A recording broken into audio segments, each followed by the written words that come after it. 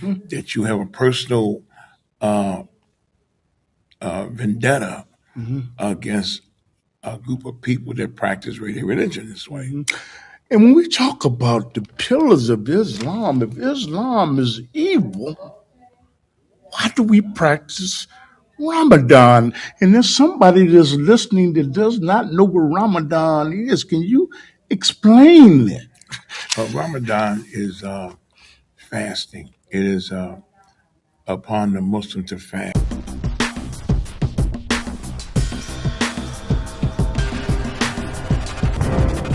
A silhouette of the enemy that ignored the humanity of Muhammad, the shared roots with Jesus, and the vibrant reality of millions. Whether it's the treatment of Muslims in China, the tensions in France, or the far-right rallies in the UK, the question remains, is the world reacting to the people or to the caricature we've been sold? An image of Islam, a silhouette of the enemy that ignored the humanity of Muhammad, the shared roots with Jesus, and the vibrant reality of millions. Whether it's the treatment of Muslims in China, the tensions in France, or the far-right rallies in the UK, the question remains, is the world reacting to the people or to the caricature we've been sold? Today, we strip away the headlines and the Hollywood tropes. Yeah, assalamu alaikum. This is Brother Cliff of the Underground Railroad television show and podcast. And today, Islamophobia is just running wild. It's running wild. And you can call in if you want to at 312-884-9757. But Islamophobia is running wild. You know, like the Hawkster said, Hawkamania is running wild. Islamophobia is running wild. And I'm honored to be here with my friend and colleague in Islam to talk about Islam and Christianity. Assalamu alaikum. Wa alaikum salam. Okay. And you know what? I thank you for accepting the invitation to come on. And it's a pleasure. alhamdulillah. Brief introduction of who you are. Okay. My name is Minister Ben Willis. I do a show called Minister Ben Willis Blast Out Podcast on YouTube. And I've known Brother Clifford Bradley for a long time. We're very good friends. We're brothers in Islam. And I look forward to this is an honor for me to be on your show. You know what? It's an honor to have you on my show. Anybody that looks at the Underground Railroad television show podcast, I'm asking you out of humbleness to support his platforms, whatever he does. And those website links will be in the description. Oh, thank you. Thank you, Aki. Alhamdulillah. Or we're in Chicago in the United States of America. You know, I'd like to ask you, brother, what does the word Islamophobia mean to you? And is it running wild? Like Hulk Hogan used to make a statement. He was a wrestler. Hulkamania is running wild. What you gonna do when a Hulkster comes after you? Is Islamophobia and people being xenophobic? Is that running wild in the world? I think so. I mean, there are misnomers that are pointed at Islam, that we don't believe in Jesus. We're maniacs. We're Islam. They want to bomb people up and suicide bombing and things of that nature. And that just comes from people who don't understand something.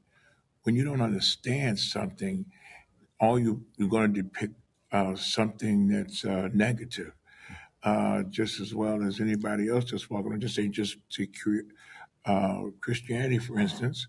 You know, in the United States, people are locked up in prison for rape and murder and things like that. Well, the people that are doing it are Christians. And so what we put that stamp on people in Christianity, say they're rapists and murderers and slanderers and robbers and thieves. No, those are individuals that do that. That is not the religion. The religion is not the problem. It's the people that do those particular acts. So yeah, to be afraid and any kind of phobia, it depicts something wrong anyway with it, because the root word of Islamic phobia is Islam, and so no, in fact, Islam means peace. That's what Islam means. It means peace. When we talk about this, there is hypocrisy and there are hypocrites Sure. in Christianity and Islam. Oh, most I'm definitely. asking you that a question because I'm building up for something else. What are some of the hypocrites, the people that perceive themselves to be Muslim but they really are? What are they? What is your perception of that, and what makes them a hypocrite? Well, I mean, this is not even a perception; it's a reality. That when I go in any ghetto neighborhoods, I have the Eastern brothers in the ghetto stores in the black community. They will have pictures of the Kaaba in the store, and they would say "Assalamu alaikum" to you and everything else, and yet still at the same breath, they'd be selling pork and alcohol um, in the store. Yeah. And Prophet Muhammad, peace be upon him, forbid those types of things. That's forbidden in Islam. So that right there is hypocrisy at the highest form. Also, they'll leave the store, go to Jumu'ah prayer on Friday, and then they'll come back and have sex with underage girls in the black community Yes. and do things like that. If that's not the highest form of hypocrisy, and you never see their daughters and their wives and things like that in in the store. So yeah, there is big hypocrisy in Islam out of some Muslim brothers and sisters. Okay. And when we talk about his hypocrisy, I'm going to use, I'm going to say a famous priest in Chicago. I'm going to say Father Flagger. Okay. He, you know what he talks about civil rights and doing good for people, but Hmm. I've never heard him come out about the pedophilia that exists in Chicago in the Vatican. But can you tell some of the hypocrisy within the Christian religion? I talk about Father Flagler. Um, I know that you know I went to Catholic school, so grammar school and high school, and I know that the priests that are there, they transfer from parish to parish. They got to transfer, but he never has. In In fact, Chicago. yeah, and they fought to stay there in there. Now I know that there's alleged uh, a case about that with him.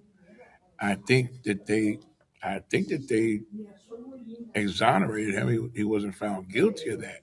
But when we talk about pedophilia in the Catholic faith, yes, there's record numbers of pedophilia in a Catholic religion. Um, where in fact, those priests, they don't go to prison for molesting and raping little children, little boys. They don't go to prison.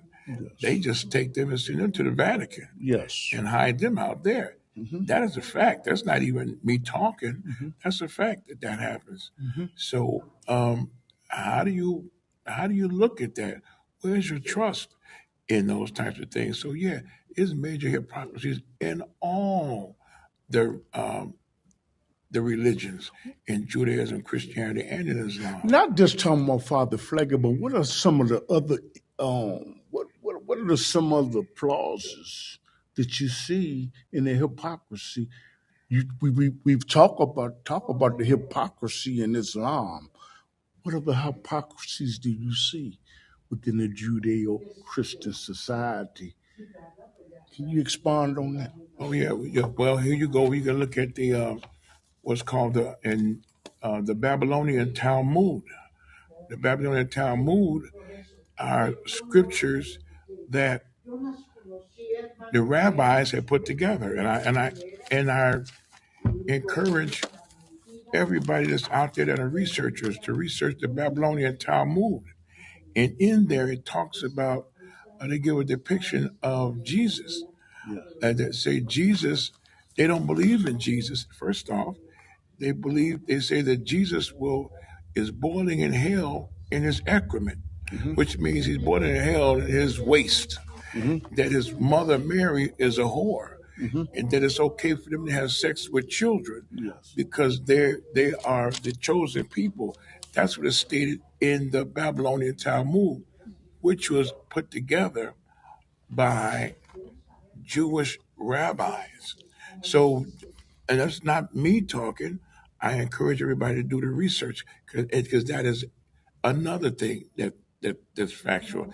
And I can also give you a little something in reference to that when we go into the Quran, where it says and Quran is the holy book of the Muslims. Yes. It says that Almighty God says that uh, it says that the the Jews and the Christians will change the books, that they'll change the Bible, they'll change the Torah, they'll change it with their own hands.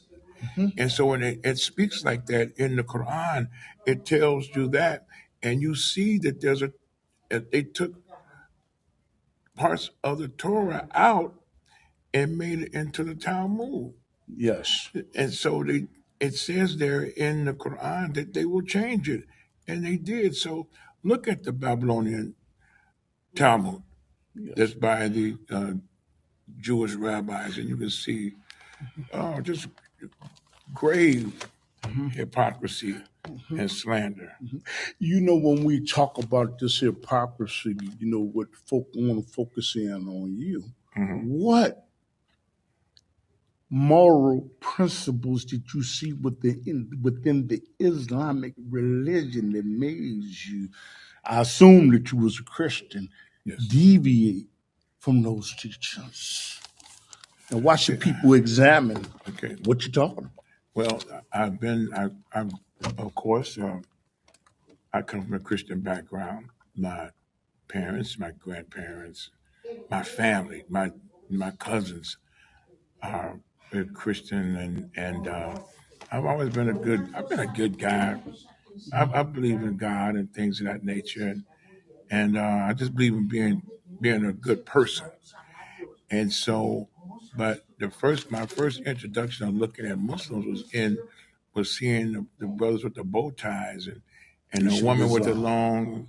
long dress and everything else, which is called the Nation of Islam, and you know Muhammad Ali and everything else, and Elijah Muhammad, but never knew really to get in depth into them, but to always look at them as kind of mysterious, so to speak, because they dress different, they talk different. But one thing that really grasped me is that they were so knowledgeable. I'm like, how do these guys know so much? And also another thing, there was a mystery to them in the black community was that you don't mess with them. No. You don't mess with them. You mess with any of them, and when it's called a black Muslim, you mess with any of them, that it could be a problem. You did not disrespect the women in there because those brothers will come see you. Oh, yeah. So it was always that kind of looked at it, but I never, you know, the bean pies and the Muhammad Speaks newspaper. Then I remember my father, he joined the Nation of Islam, and I used to look at the Muhammad Speaks newspapers, and the police were pigs, and the white man's a devil, and the black man is a god. And I thought that was a different twist because Yes. when I'm in Catholic school, I seen a white Jesus, I seen a white God the Father, and I seen white dove, and everything was all the statues was white. So I seen different concepts, and then going to church with my grandparents, I would see the depictions of Jesus, of course, and that was white. And so it was a thing of religion. It had me thinking about what is it and why. So my transformation to becoming a Muslim, one day, I met this brother named Muhammad Najum. And we were talking everything else, and he's saying, "Hey, why don't you come to Islamic studies with me?" I'm like, "What's that?" He says, "Like Bible class, go to Islamic studies. He called it Talim." And I said, "Okay." I said, "What is that?" He says, "Like Bible study, but only for Muslims." So I go to it the one day, and this brother that was talking and giving the talk, Yes. he was so smart. Yes. And I'm like, man. And I was asking questions, and he would answer them, Yes. and it made sense. Yes. And I said, I was happy that I went, and then I left and came home, and brother Muhammad Nader asked me, said, "How'd you like it?" I said, "That was pretty cool. I understand. I like it." So the following week, he said, "You want to go?" And the following week, I said, "Yeah." And I went, and then I said, "You know what? I think this works for me."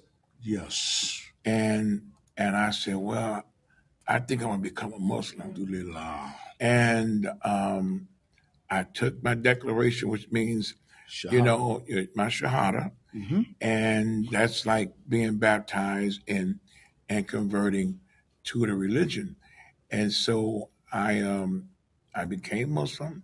The brother who was the instructor name was Mark Shearer. Mark Shearer is the brother who he brought me in. He's editor of the Muslim Journal in Chicago. I know. Okay, but I go ahead. know. I know. And so I did that. Now let me tell you this. Since that happened, once I became Muslim, Yes. then my journey began. And I'm fast forwarding. Yes. I wound up becoming what's called the imam, which is a pastor, preacher, minister, Yes. in Christianity. Yes. So I became it, and it was up in Minnesota, Yes.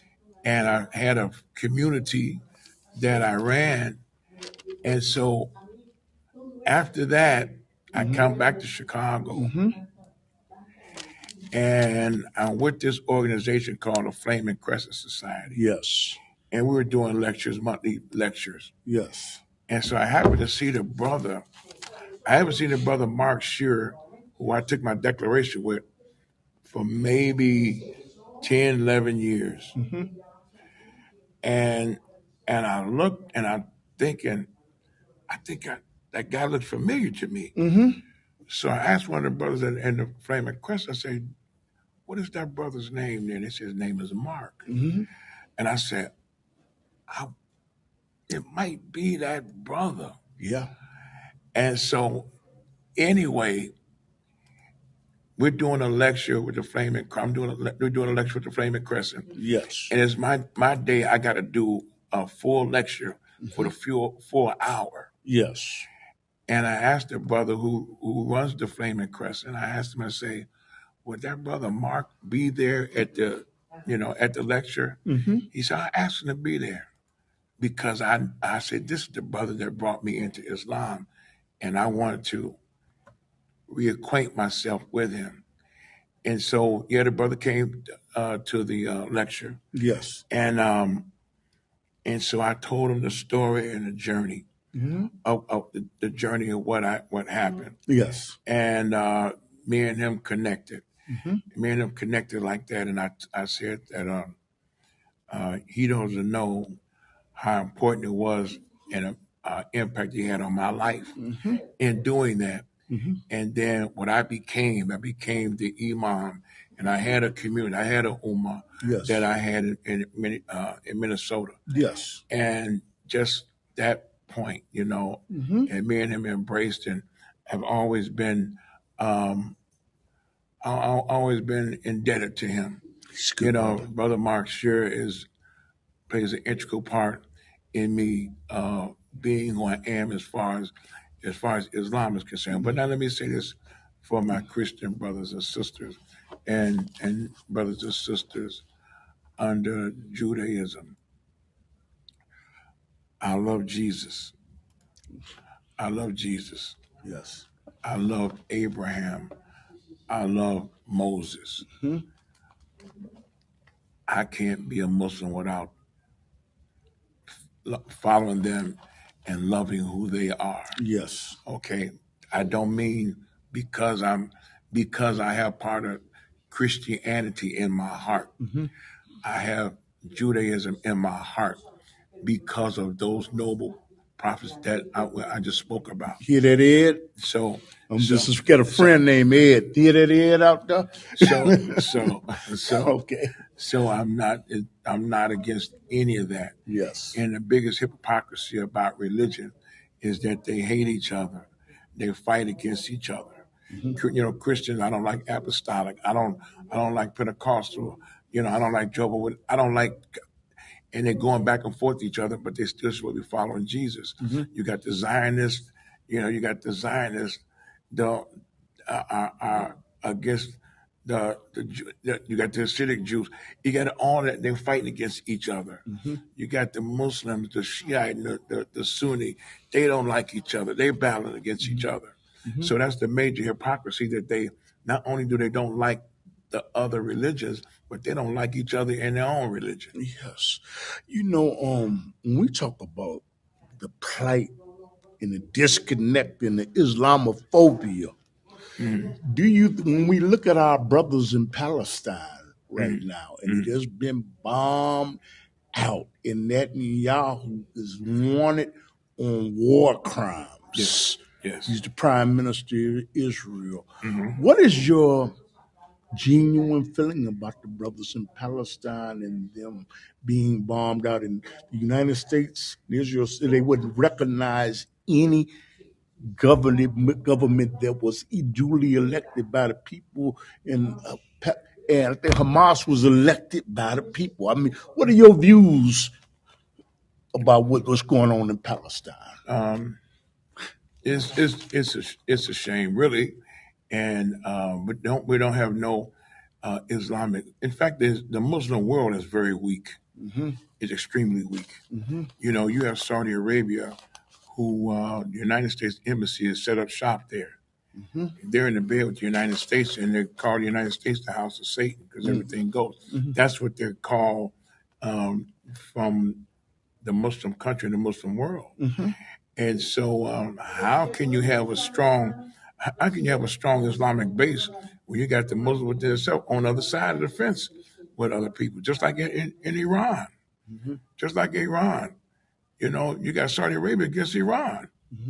I mean, don't you feel it's a tragedy what's going on with the Palestinians? Well, it says in the Quran, I paraphrase it, that if you fight one Muslim, you fight all.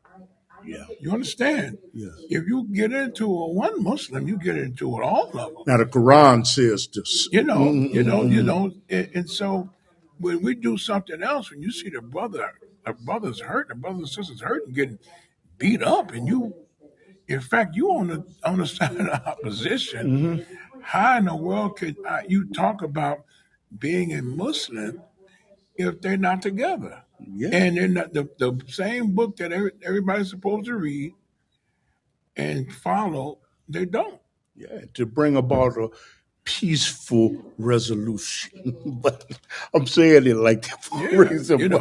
Well, but Allah says, fight with those that fight with you. Yes. That's what God says in the Quran. And once they retreat, leave them alone. But the thing is, they're folding. Yeah.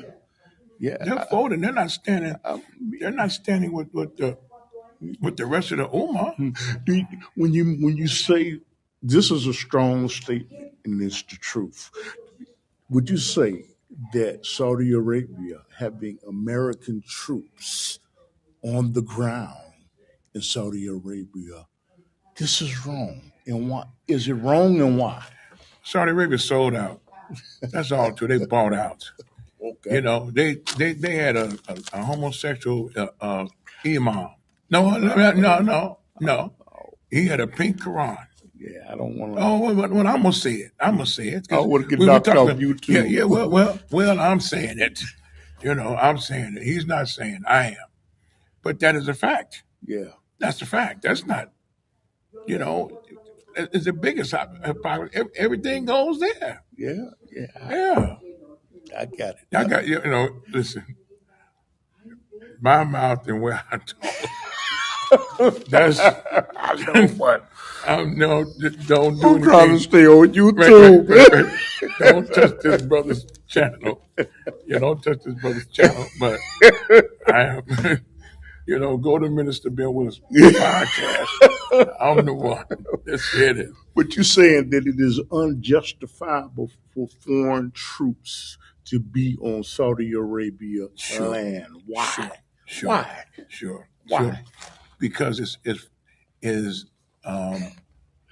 because when you own Saudi Arabia's land fighting us, the Muslims, that's why it's wrong. That's why it's wrong. Okay. That's why it's wrong. You know, when we look at right now in the UK or England, there are thousands of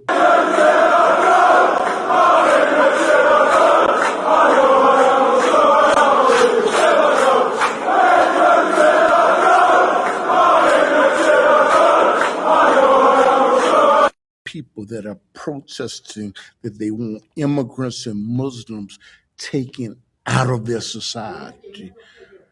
As you watch the news, what goes through your head when you see something like this? And what are your feelings about what's going on in England and the UK about wanting to remove Muslims and immigrants out of their country because they feel that they are entitled to, they're following the rules, but they're getting aid and they're getting things like that. What is your feeling about that? Well, I think first off, when you start, when you look at people and you do stuff like that, first it becomes you don't know what the people stand for, what their beliefs are, and everything else, and then it just straight. Then it comes down to straight bigotry. It comes down to straight bigotry. You can't really dance around it. It's because I just don't like you. Yes. And I don't want you around. So when I don't want you around, get out. Just get you out of here. It's just that simple. That's not hard because being a black man here in America that's growing up and not understand what slavery is all about, anybody's plight that's going through anything, we have seen it for 400 plus years, and we're still witnessing it now. So, and it ain't got nothing to do with because we did anything wrong, anything else. It's just because you have built-in hatred for people. Yes. And you know, when we talk about Islamophobia, we know that France and the UK, they want to outlaw the burqa. What is a burqa? A burqa is something that the Islamic woman, what your grandfather was doing. Any message for your grandchildren? Great.